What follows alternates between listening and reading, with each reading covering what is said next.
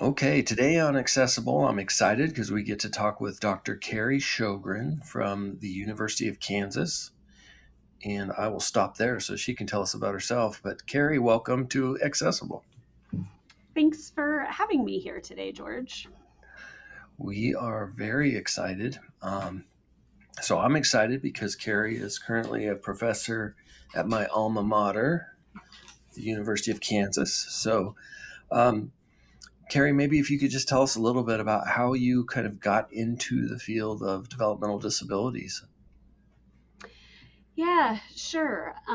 So, as George said, I'm currently a professor at the University of Kansas. I direct our University Center for Excellence in Developmental Disabilities there, which is a real privilege and keeps me connected to a lot of the work happening at the UCEDs across the country in developmental disabilities. I've been here at Kansas for almost 10 years now, which feels like a long time when I say that out loud. But I've been at other universities, but I've been really engaged in and interested in the developmental disabilities field for a long time. I often say this is, from some of my very first jobs were connected. And, I worked as a direct support professional. I worked to support kids to get inclusive opportunities in their schools early in my career, and really knew that this was just an area that I wanted to be connected to, and that I wanted to try to change systems that didn't recognize that people with disabilities, were just as cool and awesome as all of the other people and kids that were in the community, and that we really needed to change those beliefs so that people could rise to the things that they wanted to do in their lives and have opportunities and not barriers put in front of them. So, when I was pretty young, I volunteered at a summer camp program for kids with disabilities and made more friends through some of those experiences than I even did myself in school sometimes, because I was a little bit of a oddball, the super, precocious kid that had lots of questions about everything that didn't always fit in very well in my very small rural school. So I think just those issues of trying to flip to how do we support everyone to be successful was really what drove me. I was then lucky. I kind of was able to go on and do my undergraduate training in psychology with a focus on developmental disabilities at Ohio State University, and then kind of traveled through the journey to figure out exactly what I wanted to do in the field. I knew I wanted to be in the field, but didn't know exactly what that was. But then I came upon this idea of self determination, which is really the focus of my work even to this day. It kind of connected for me a lot of those dots, right? Did People when have, oh, sorry, go ahead, George. Oh no, I was just curious. I just wanted before we get too far, I wanted to hear more about your direct service provider days. Like, was that straight out of college, or and what kind of how did that impact what you ultimately your interest in self determination and Yeah. research? Yeah, no, it's a good question. And really, I knew I wanted to work in the field. And when I was in college, I knew I needed a job.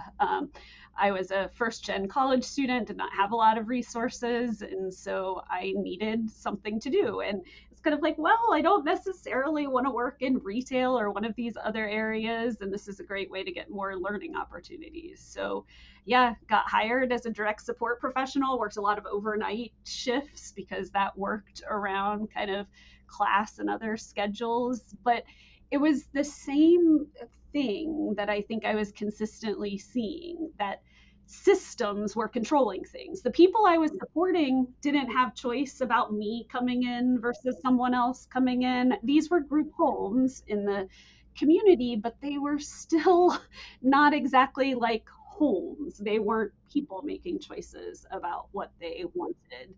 And, we were programming activities for them, not the things that people wanted to do if you have a real life in the community. And it just didn't sit right with me. I didn't know enough then about what and how that could look different, but like I knew that something could probably be different. And I got really focused on how to figure out how to make that happen.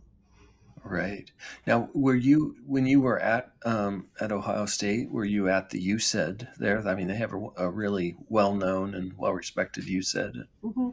Yeah, I definitely had connections there, right? As an undergrad, you don't exactly know what you don't know. I don't know that I knew there were USEDs at that time, but Ohio State did have a psychology of intellectual and developmental disabilities kind of focus area. And so I was able to take classes and have some opportunities that I'm not sure that all undergrads would get to have. And yeah, I did some work in the USED, including working with faculty there on like my honors thesis and other things. So I was really lucky to get connected to the network early in my career.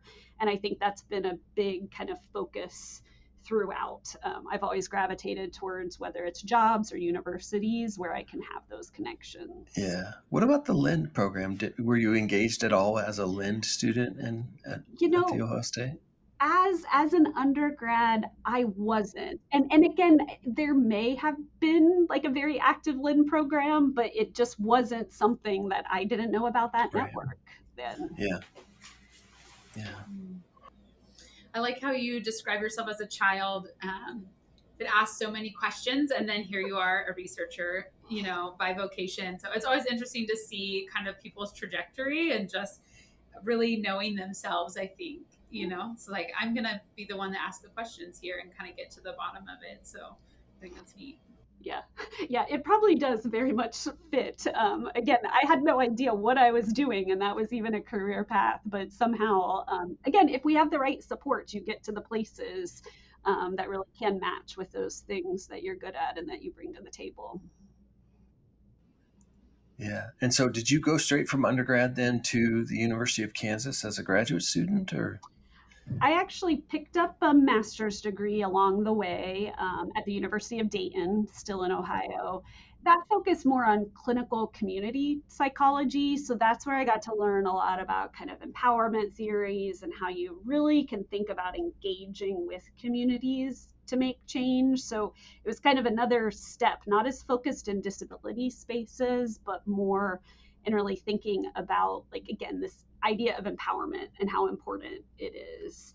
And yeah, from there, then I came to the University of Kansas to do my PhD and was also in the USED here and connected then more to the LEN during that time.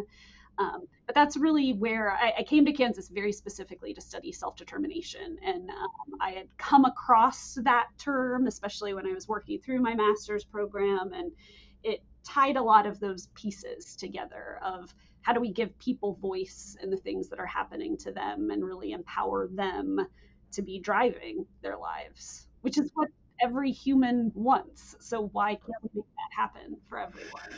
Such a good question. And, you know, I love self determination, and I hear people use the term all the time. I mean, everyone we talk to says, "Oh yeah, we believe in self determination or supporting people to be self determined." But what I've come to think is maybe some people have a little different definitions of that, Karrie. And so I know your work. You've spent a lot of time thinking about how we define this term and what does it mean in the lives of people. Can you talk a little bit about that?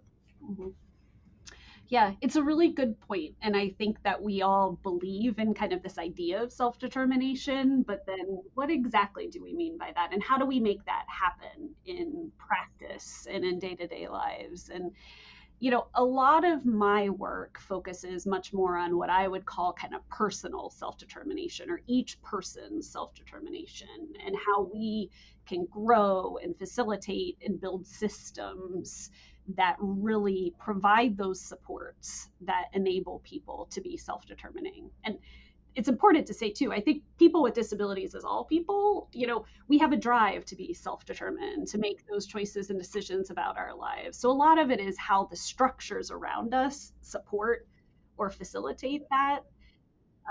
But I got really interested in how do we try to change the practices that we use.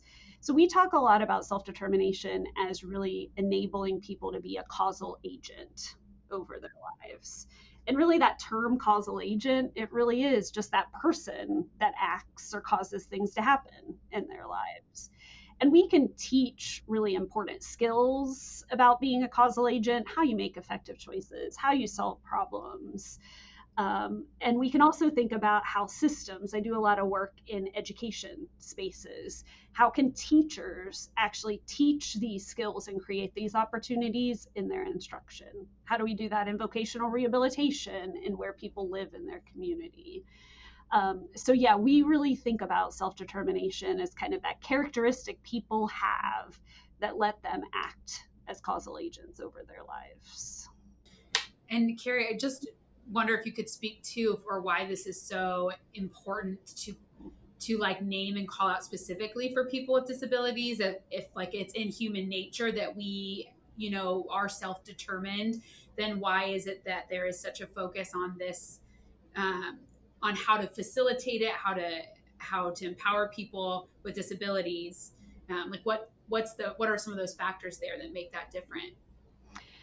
Yeah, I mean, I think what we know is that there's a lot of ableism present in our society that creates real barriers to actually using those skills and abilities you have or growing them.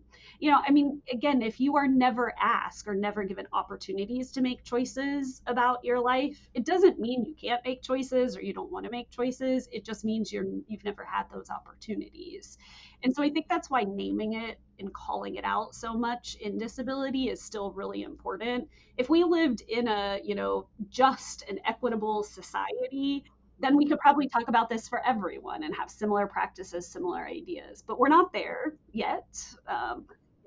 And so I think that's why it is really important to call out. And two, I think it's important to mention that while my work focuses a lot on this idea of kind of personal self-determination, you can also really think about kind of self-determination of groups of people, and really around some of those identities that people share, right? Like the disability community has come together over and over again to advocate for their right as a community to self-determine their lives, to have input, into the systems that support them, and to really be recognized, as a community that shouldn't face these types of barriers. So I think it overlays in that way as well, that how we break down those barriers has to be to advance the community and the values and visions they have, but then also people within those communities as well. As I get further and further into my career, I just I can't help but sometimes feel frustrated about the way we have created a system of barriers towards self determination for people with DD.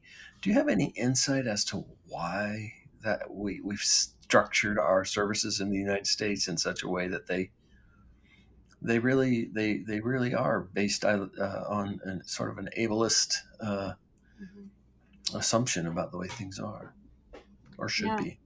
Yeah. I mean, I think it's so hard. This is what, and I'm with you, George. I think even my thinking has evolved on this over time. It's like, well, if we just empower people, everything will be better. But the problem is all of those barriers are just baked into a system that's been constructed, that has a long history, that has a hard time changing, because then if we change, it's going to have implications for resources, personnel. And so I think it's just really hard sometimes to change those barriers that are there. I don't think it's impossible, but I think systems are often self-perpetuating, right? You set them up a certain way and then they try to maintain that over time.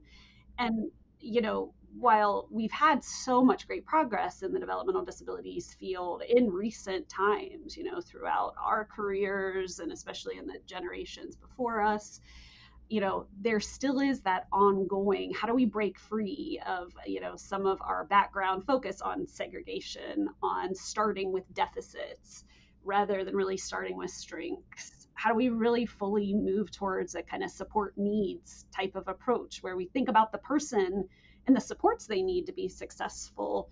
And that's the focus rather than fixing some perceived deficit that, why do we need to fix people? Right. Yeah. I I remember just was something that I still lean on and was reading just the other day. Is just you know, if we look at a social definition of disability and realize that really it's society that creates disability. It's not an individual's condition.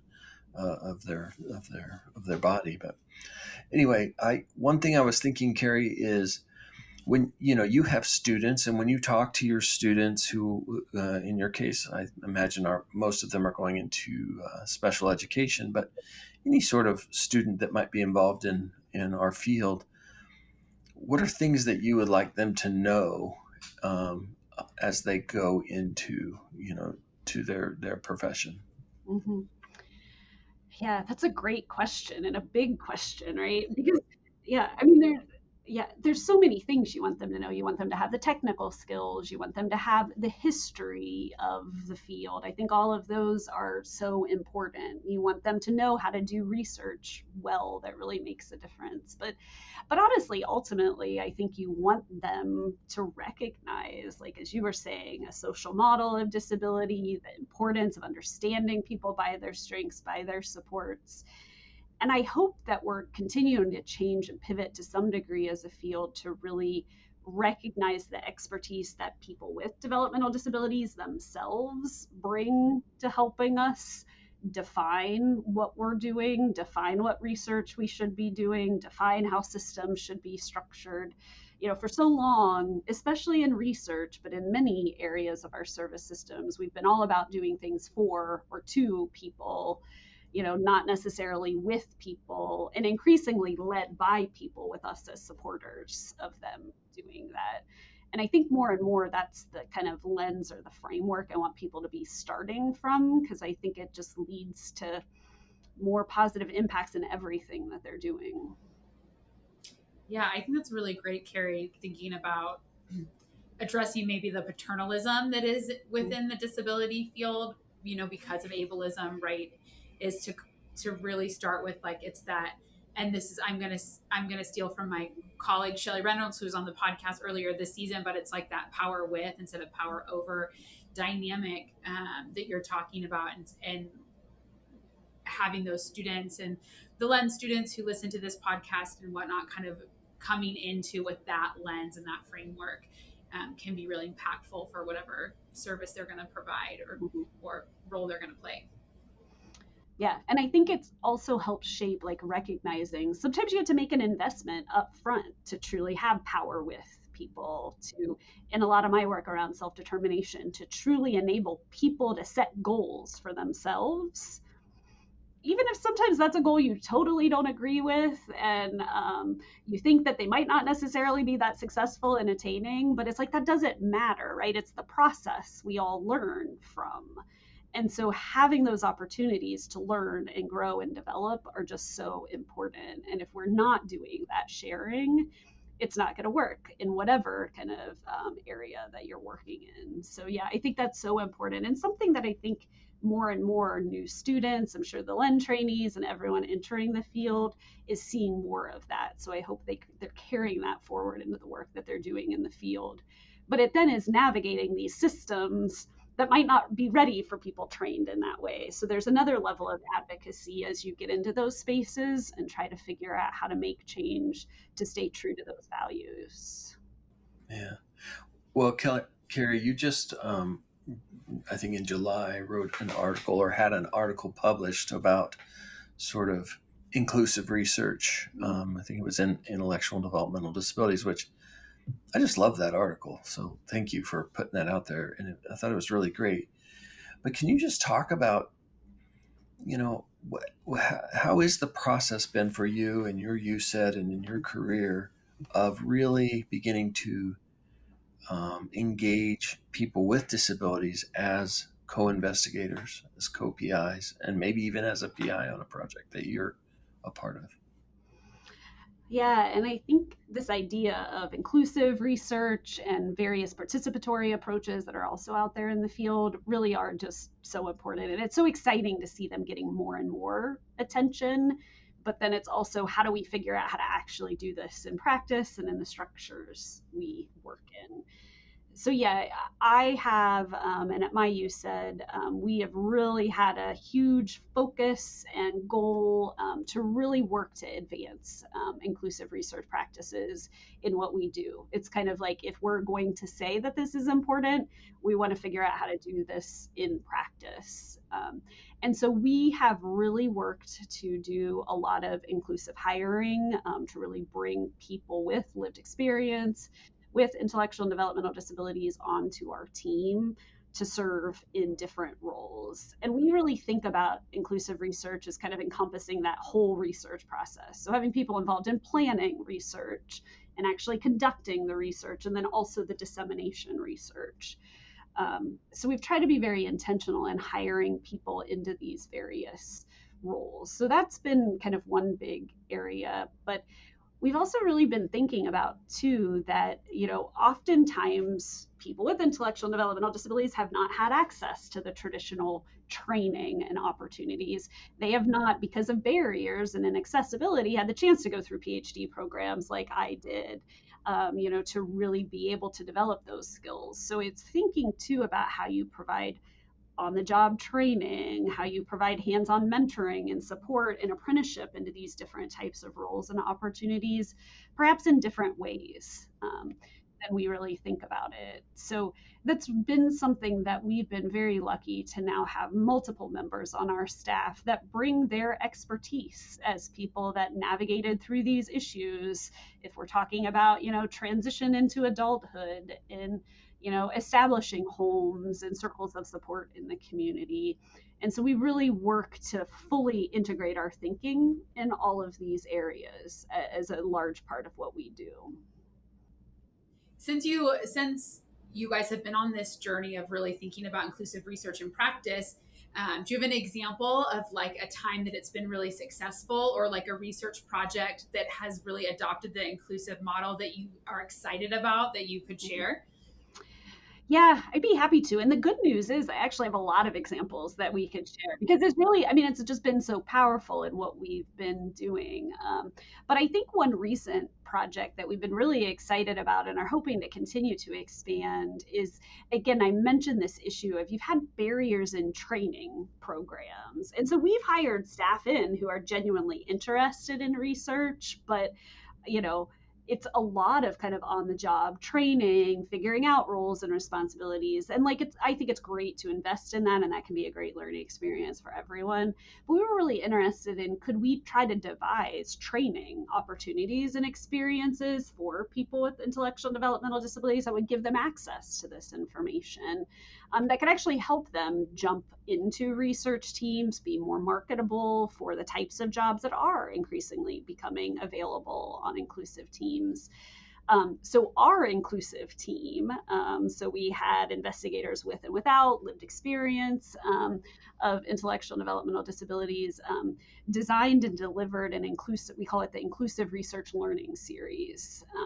And so these were actually bi-weekly meetings. We met for 8 months and went through all of the different kind of key areas of research. So whether that was identifying a research question, whether that was quantitative and qualitative methods to collect data or analyze data, thinking about the ethics of research. We also focused on dissemination.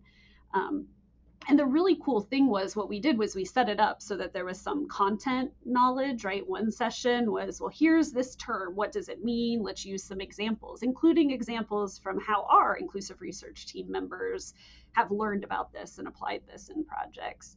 But then we had one kind of parallel application session where our group, we had 12 emerging researchers that went through the series with us.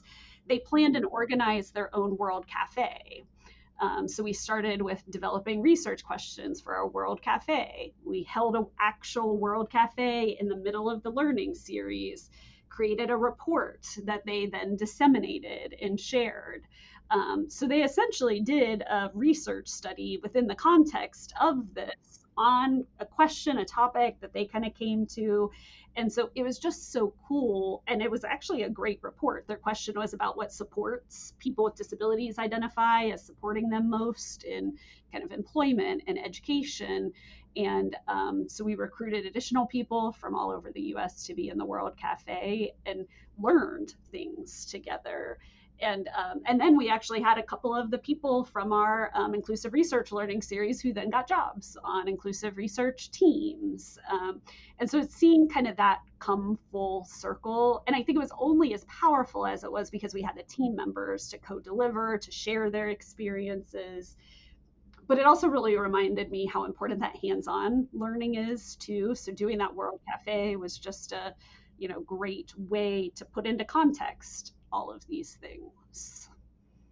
What a great series. I think even for like early career professionals and, research assistant level folks coming in who maybe don't get that kind of explicit education on like how do you do a research project from conception to like the final like disseminating the findings piece is really neat. Is that something you guys plan to do periodically, to replicate, to open up to other USEDs or other students and individuals who are interested? It's really cool. Yeah, our goal is to try to, continue to deliver this. We would actually love to partner with other USEDs to try to figure it out. And I think too, Amelia, I love your point because at one point during our development process, someone said during one of the sessions, well, I think a lot of these PhD level researchers really need this class too. Yeah. Because I'm like, can I take it? I'd like to sign up. I need a refresher. Like, yeah, because it's not even just about, like, I think that's sometimes where the breakdown and where some of going back to the barriers can still happen. I mean, for most of us that have been trained in research, we weren't trained in these methods, how you really do this in this fully collaborative way. And there's not always spaces to talk through. You have to plan things differently. Our meetings look different because we have to have information in plain language for them. We need more time for our team members that primarily use devices to communicate because there has to be the time built in for providing responses in real time. And so you have to change some of those structures and processes, and you don't really know how to do that at first. yeah, that's really profound because I think, when you're in a class, you're maybe like learning a theory, right? And you're applying it to usually like a secondary data set, right? You're not like, I have to figure out how to collaborate with partners. I have to engage people and collect data. Like there's all these maybe components and then you're thinking, well, how do I do this for a specific audience? Am I aware of plain language, all of these other aspects? Like, I think that, that those are parts that even PIs don't necessarily get. You kind of learn on the job over several experiences, and sometimes they're failed experiences. Or sometimes when I finish a tough project, I'm like, well, I learned a lot, And so, what a nice way to like learn together as a group, like as a cohort, and lean on each other and have that experience. I think that's really neat. Yeah. But I think you mentioned something too, that like that power of learning together and it not working out and those kind of failures, quote unquote, like those are so important for everyone. But that doesn't mean that we don't have to kind of scaffold the process as well, so that you're actually like getting access to the information to then think about what would you do differently next time as you were doing this. So I think that's a big part of kind of tying in some of that, especially self-determination and goal setting into this, that we're not all going to be perfect all the time. We're not going to do this perfectly all the time. In fact, we're going to mess up quite a lot. But it is that learning and continuing to grow that's so important, whether you're doing inclusive research or doing this in any area of life.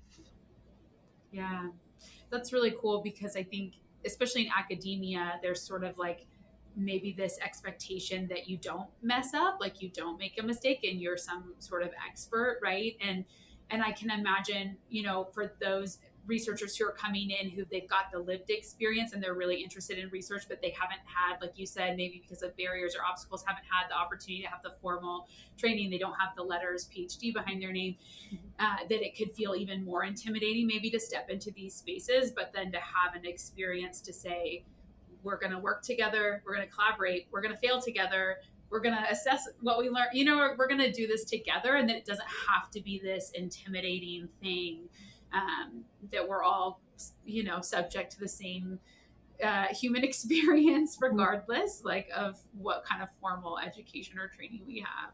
So I really like that about that experience you created. So when you think about that, you might, uh, I don't know how you stated it, but you might offer this or might want to partner with other USEDs, and I guess and or LINs. But how would that look? Would people contact you, Karrie, and say, "Hey, we'd like to learn from you, or we'd like to participate"? What would that be like?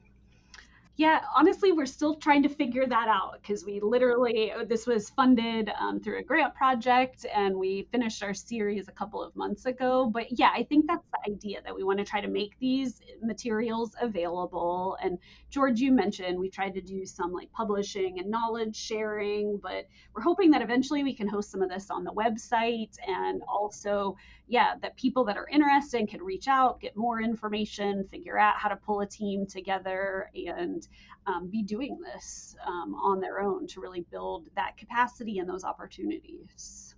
Oh, that's really wonderful. So, Karrie, when you think about those students or those younger, earlier career researchers that are going through that program or others, like what are some of the things that you are seeing that you think they should uh, be thinking about or that are really important right now? Yeah, well, I think we've hit on a few of them already, and just some of the content we've talked about, right? But I do think this idea of inclusive research and how we work in partnership with people with disabilities is just so essential to continuing to move the field forward. And that can look so many different ways, right? Like for LEN trainees, it really is, so many LEN programs now are really supporting family trainees and self advocacy trainees because that really creates these same opportunities to learn together, to think about issues from multiple different perspectives, to bring that together.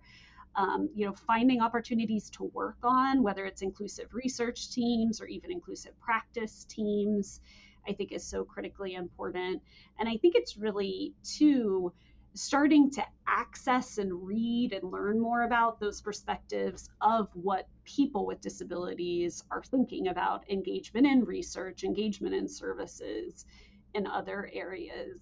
We were really excited to do a special issue of the journal Inclusion that kind of introduced inclusive research as an idea, but then it included first person narratives from people with intellectual and developmental disabilities who had participated on research teams across the planning stage, the conducting stage, the dissemination stage, where they talked about like what it was like to do that, what were things that supported them, what were barriers, how we could enhance. And so I think accessing those real experiences that people have, whether that's through written accounts, whether that's through talking to people in your local community, I think those connections are just so important for people moving forward because I think that's what pushes us beyond what we were talking about, some of these older models of thinking about this. It's a lot easier to be distant from the reality of what it's like to constantly experience discrimination in your life if you're not hearing from people on what that looks like or what those barriers are. So I think that's an essential thing that I hope is infused further and further into many of our training programs moving forward. Yeah, that's wonderful. Well, Karrie, thank you so much for spending this time with us. Um, if anyone wants to learn more about your work on inclusive research or on self determination, where can they find that information? Yeah, people are welcome to come visit our website, the Kansas University Center on Developmental Disabilities. It has an overview of a lot of our projects. We also have a website called self-determination.org that really features a lot of our work on self determination, some of our assessments, some of the interventions that we've developed over time to really support people with disabilities, educators, support providers to really be infusing some of these ideas. So I think people can hopefully find some good resources in both of those places. All right, wonderful. Well, thank you so much, Karrie. We appreciate your time. Yeah, thank you very much. It was a pleasure to be here. Hey, Karrie.